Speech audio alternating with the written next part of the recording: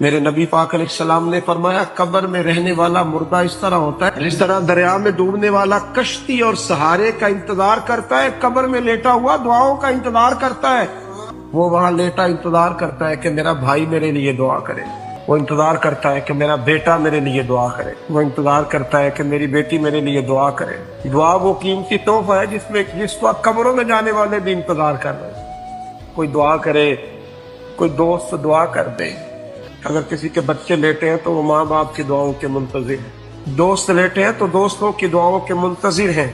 اور میرے نبی کریم علیہ السلام نے فرمایا جب تم دعا کرتے ہو اس طرح دریا میں ڈوبنے والے کے ہاتھ سہارا آئے تو اسے خوشی ہوتی ہے، قبر والے کے پاس دعا پہنچتی ہے تو اسے خوشی ہوتی، ان کے لیے دعائیں کریں۔ میرے نبی پاک علیہ السلام نے فرمایا میری امت قبروں میں گناہگار جائے گی، نکلے گی تو نیکوکار